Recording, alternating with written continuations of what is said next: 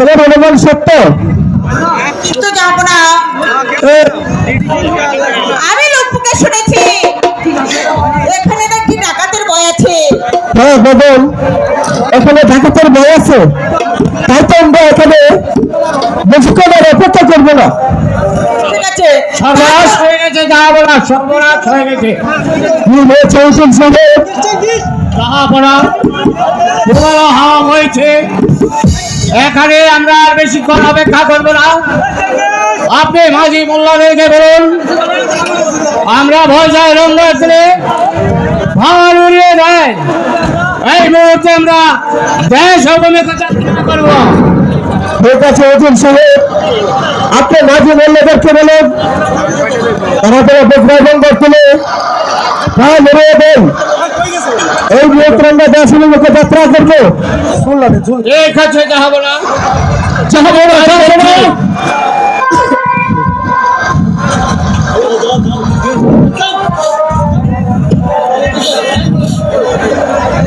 আমি তাই করছি, যাবো না। ওই ভাই মাঝে মাঝে গান তোমরা ঘন্টায় লম্বা ধরে হাল উড়িয়ে দাও। এই মুহূর্তে আমরা এই সময় যাত্রা করবো। চলেন, যাবো না, যাবো না, যাবো না, এখানে ঢাকা চাচ্ছি, আমরা পালাই, আমরা পালাই।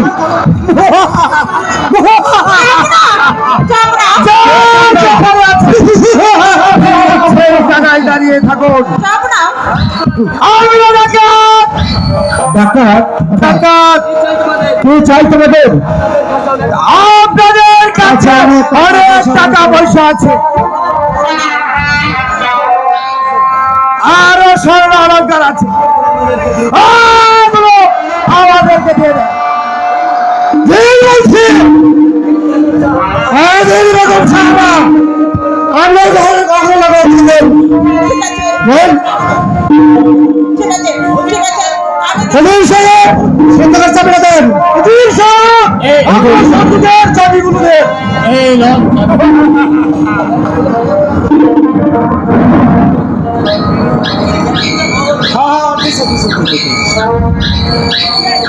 না জানি না কিভাবে ঢুকার কিপটা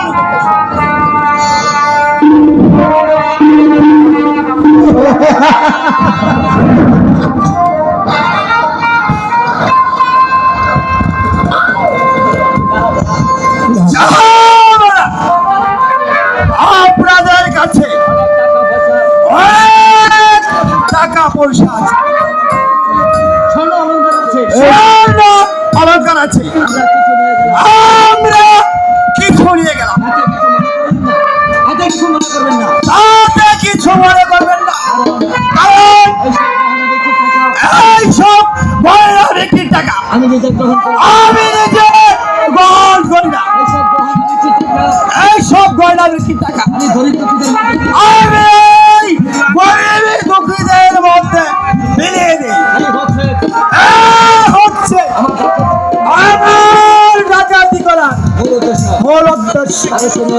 আমার শুনুন, আমি এখান থেকে যাবার সময় এক থেকে 3 পর্যন্ত করবো। এর মধ্যে যদি কেউ চেঁচামেচি চেষ্টা করে তাহলে কিন্তু আমার এই পিস্তলের আপনাদের এই মূল্যবান মাথাটা আমি কিন্তু আকাশে উড়িয়ে দেব।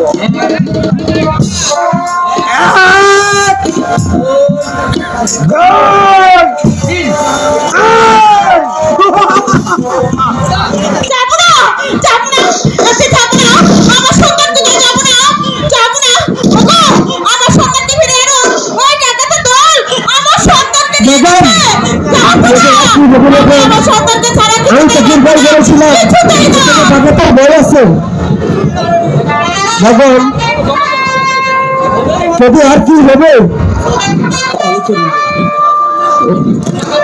ওরা নিষ্ঠুর ডাকাতের দল, তোরা টাকা পয়সার সঙ্গে সঙ্গে আমাকে আমার ফল বাসন বাসন বাচ্চাকে চুরি করে নিয়ে গেলি।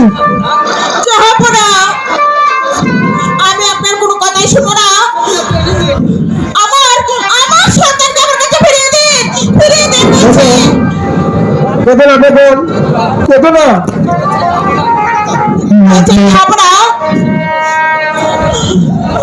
আমার সন্তানকে ডাকাতের দলেরা চুরি করে নিয়ে গেছে, আর আমি কাঁদবো না।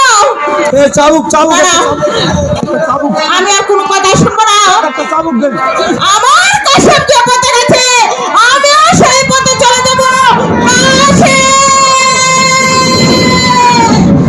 ওদের সাহেব, আপনি মাঝে মোল্লাদেরকে বলুন তারা যেন হজে দ্বার বন্ধ করে দেয়, এখন যেন কিছুতেই হতে না পারে।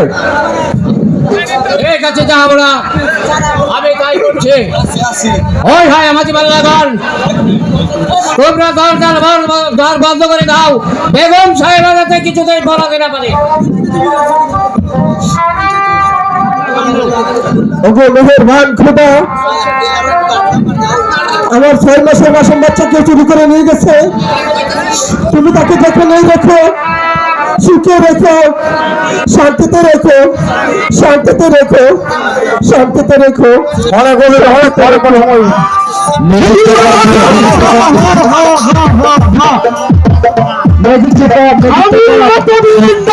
করেছি পয়সা ম্যাজিক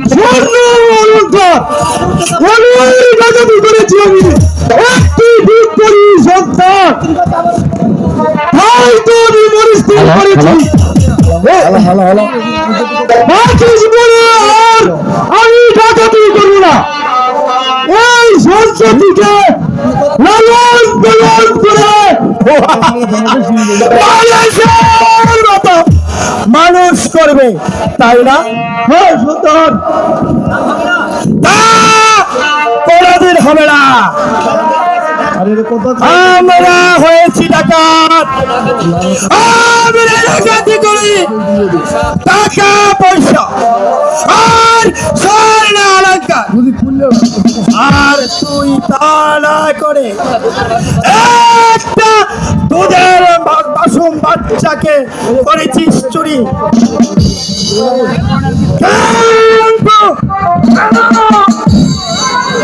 সর্দার, তুমি তো জানো সর্দার, শুধু জানো আমাকে একটি শিশু সন্তান দেয়নি, তাই তো আমি মনস্থির করেছি এই সন্তানটিকে মানুষের মতো মানুষ করবে, তাই না? হ্যাঁ সর্দার।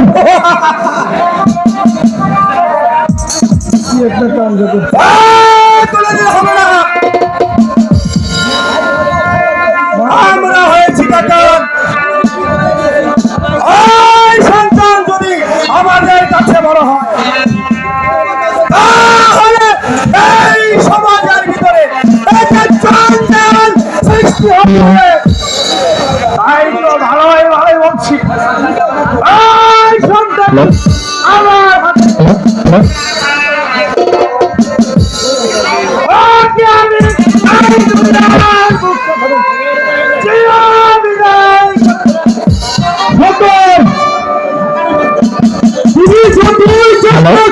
কেন ওই সন্তানটিকে কিছুতেই তোমার হাতে তুলে দিব না।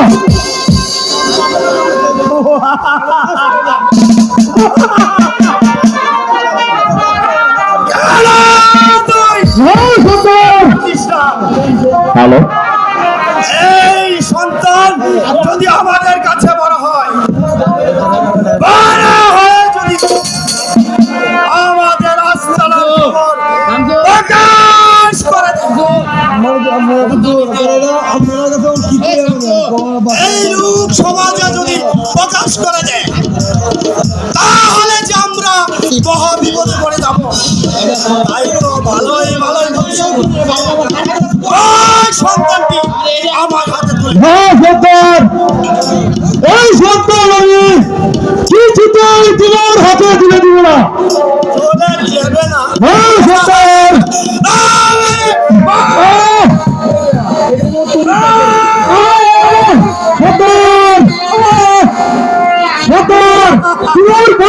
বলছি এই সন্তানটিকে আমাকে মানুষের মতো মানুষ করতে দাও। আমরা হচ্ছি ডাকাত। এই ডাকাতেরা খোদার দোহাই মানে, তাই তো তোকে ভালোই ভালোই বলছি, ওই সন্তানটি আমার হাতে তুলে দে। সুন্দর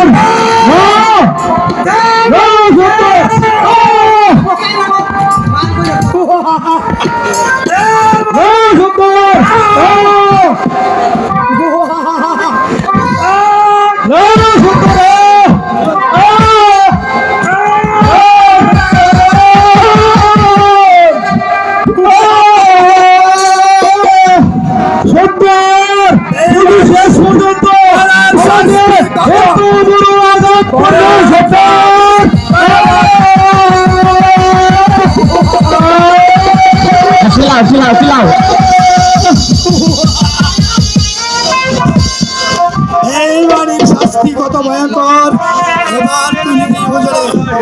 ওরে দুধের শিশু আমার মুখের দিকে তাকিয়ে এমন ভাবে হাঁটছিস, আমি রাজা ডাকাত। তাই তো ডাকাতের প্রাণে কোনো মায়া দয়া থাকবে না। ওই পুকুর দেখা যাচ্ছে, ওই পুকুরে আমি তোকে ডুবিয়ে মারবো।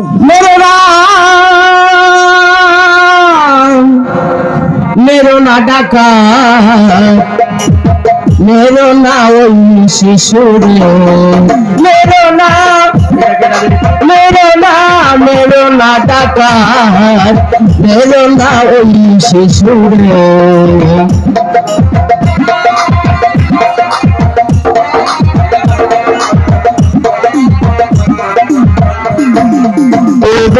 শিশু মারবে যদি পাপের বিচার করবে বিধি, শিশু মারবে যদি পাপের বিচার করবে বিধি।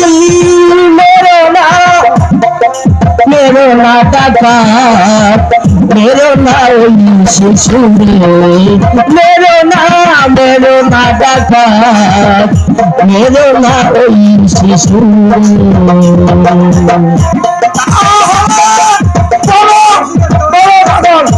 আমি এখন এই শিশুকে কি করবো? রেখে দে তুই পথের ধারে, রক্ষা করবে তরুয়ারে, যার বান্দা সে করবে রক্ষা, যার বান্দা সে করবে রক্ষা। তোর আমার আর সাত ফিরে,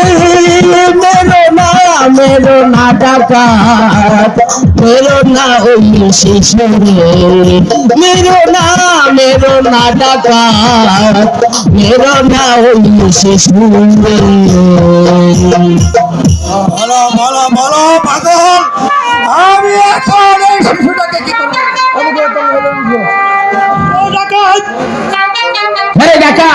ওই শিশুটিকে তুই এখানে রেখে এখান থেকে পালিয়ে যা। তার দিকে কি আসতেছে তুই জানিস? এখান থেকে আসতেছে মিশরের বাদশা আমিন, আর তার সঙ্গে আছে তার সঙ্গে আছে তার সেনাপতি গোলাম খান। হ্যাঁ, আরেকটি আছে রে, সে হয়েছে কে তুই জানিস? আর কে আছে? এই মিশরের বীর বিখ্যাত লাঠিয়াল মালেক সর্দার। হ্যাঁ, তুই এই সন্তানটিকে এখানে রেখে আমার সঙ্গে পালিয়ে আয়, নচেত তোর বিপদ হতে পারে রে, বিপদ হতে পারে। আমি তাই করছি, আমি তাই করছি।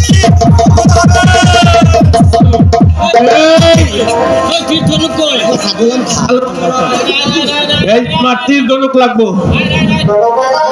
হ্যালো,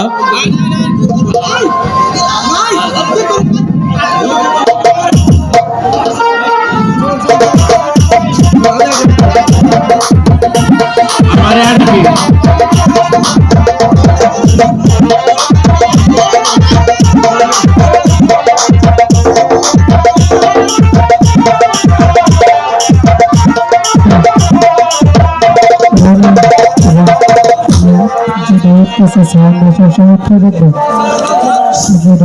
সিপাহ সালার গোলাম খা, লাঠিয়াল মালেক সর্দার শিকার করতে করতে বড্ড ক্লান্ত হয়ে পড়েছি।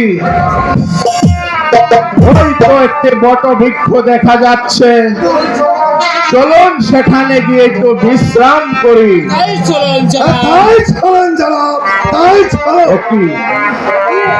একই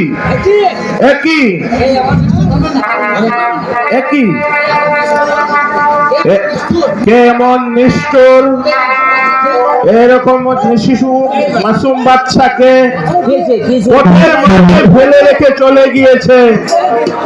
আমি যে আর কিছুই বুঝতে পারছি না। গোলাম খা, লাঠিয়াল মালিক সর্দার, এই যে সন্তানটি পথের মাঝে পড়ে রয়েছে, এই সন্তান সম্বন্ধে আপনাদের কি কোনো ধারণা আছে? আমার মন বলছে এখান দিয়ে কোনো প্রেমিকা যাচ্ছিল, হয়তো তাদের কোনো অবৈধ সন্তান আর লোক সমাজের বয়ে ওকে পথের মাঝে ফেলে রেখে চলে গেছে। আর জনাব আমার মন বলছে সন্তান হুকুম করুন, আমি ওকে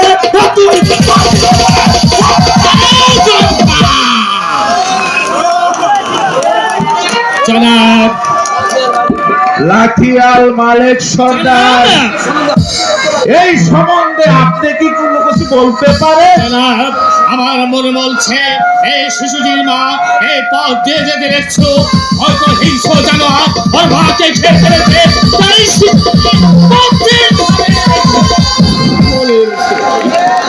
সিপাহ সালার গোলাম খা, লাঠিয়াল মালিক সর্দার, এখন তো আমরা এই সন্তানকে পথের মাঝে ফেলে রেখে চলে যেতে পারি না। খুদার কাছে জবাব দিতে পারবে না বাদশা, খুদার কাছে জবাব দিতে পারবে না। কে তুমি? দেখো যে বাচ্চা, আমি একজন পাগল। পাগল? পাগল কি চাই তোমার?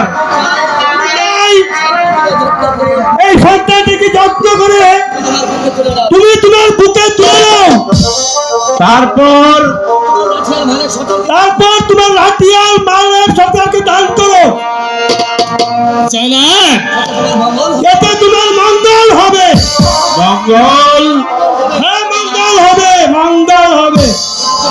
ঠিক আছে পাগল,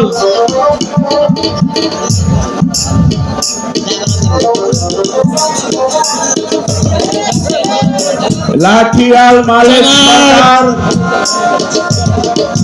জনাব আপনি তো জানেন জনাব, ওই খালা মেহেরবান আমাকে একটি সন্তান গ্রহণ করেননি, তাই এই পাগলের কথা মতন এই সন্তানটি যদি আমাকে দান করেন, আমি ওকে কথা দিচ্ছি মানুষের মতো মানুষ গড়ে তুলব।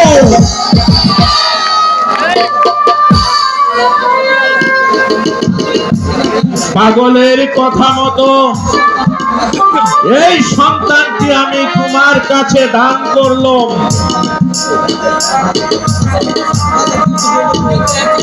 কিন্তু একটি কথা মনে রাখবে, এই সন্তানটি তুমি খালি লালন পালন করতে পারবে, এর আসল মালিক আমি। জনাব, আপনি আমাকে আশীর্বাদ করবেন জনাব, আমি আপনার সম্মুখে দাঁড়িয়ে কথা দিচ্ছি, এই সন্তানটি আমি সুশিক্ষিত করি, মানুষ গড়ে তুলব এবং নিজে অনুজ্জ্বল সন্তান করে।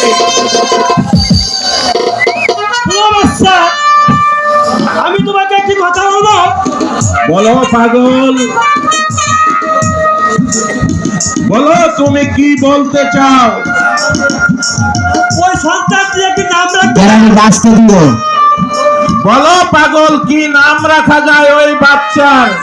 ওই ছেলেটির নাম তোমাদের নাম কি পছন্দ হয়নি? পছন্দ হয়েছে পাগল। এই বাচ্চা হলো হযরত মুহাম্মদ সাল্লাল্লাহু আলাইহি ওয়াসাল্লামের বংশধরের নাম। এর থেকে ভালো নাম আর হতে পারে না। ওই যে দেখো বাচ্চা পাগল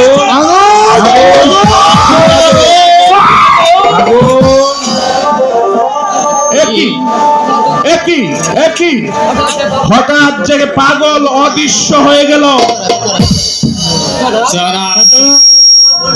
আমার মন বলছে এ হবে কোথা তালার কোনো প্রেরিত দূত। আর তাই তো আমাদেরকে সঠিক পথ দেখিয়ে সে তার জায়গায় চলে গেছে।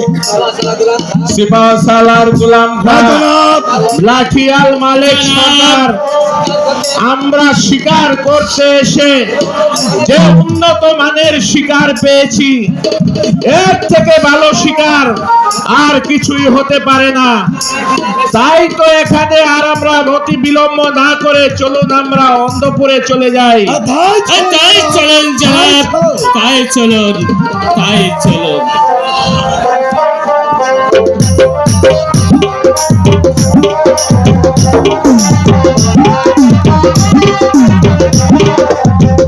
এই,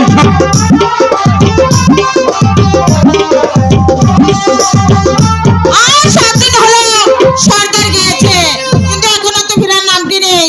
তাহলে কি সর্দার কোনো সন্তান পেল না?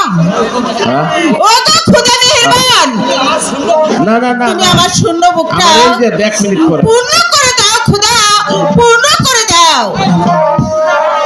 আয়শা, আয়শা, আয়শা, আমি ফিরে সর্দার, এসেছি আয়শা, সর্দার, আমি ফিরে এসেছি আয়শা। সর্দার, তাহলে তাহলে সত্যি সত্যি তুমি আমার কোন পূর্ণ করেছো? আয়শা, আমি ওগো স্বামী, আপনার কোলে ওটি কে স্বামী? আয়শা, আমি বাদশাহে ও গোলাম খাঁর সঙ্গে শিকারে গিয়েছিলাম। হঠাৎ একটি শিশু পথের মাঝে পড়েছিল, তাই বাদশা আমাকে এই সন্তানটি দান করেছে। সর্দার, আমার মন বলছে তুমি নিশ্চয় কেন মাথা ফাটে এসেছো। আয়শা না, আয়শা, তুমি এ কথা বলতে পারলে আয়শা, আর এক বিশ্বাস করো আয়শা, আমি কারো মাথা ফাটিয়ে, কারো মাথায় বাড়ি দিয়ে এই সন্তানটি চুরি করে আনিনি আয়শা। বাদশা, আমি পাগলের কথা মতো এই সন্তানটি আমাকে দান করেছে। নাও নাও আয়শা, এই সন্তানটি তোমার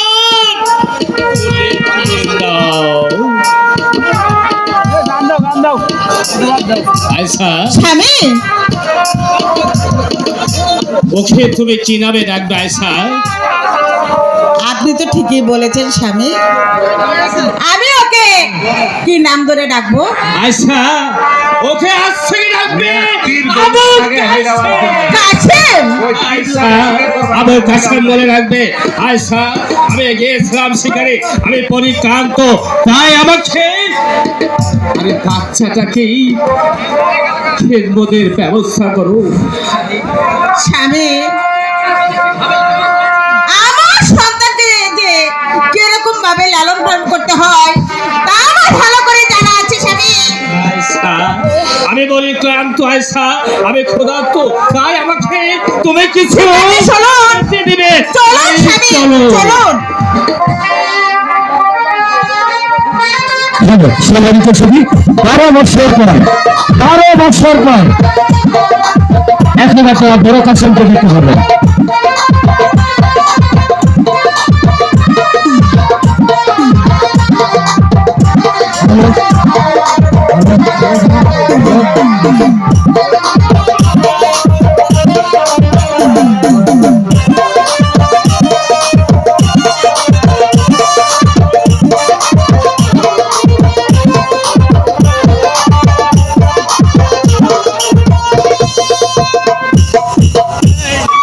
মঞ্চে একটা চেয়ার, পিছনে যে আছেন মেহরবানি করে সঠিক করে কাজ করবেন।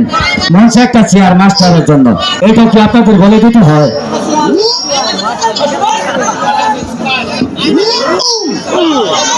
ভালোবাসিয়া গেল ফাঁসিয়া, ভালোবাসিয়া গেল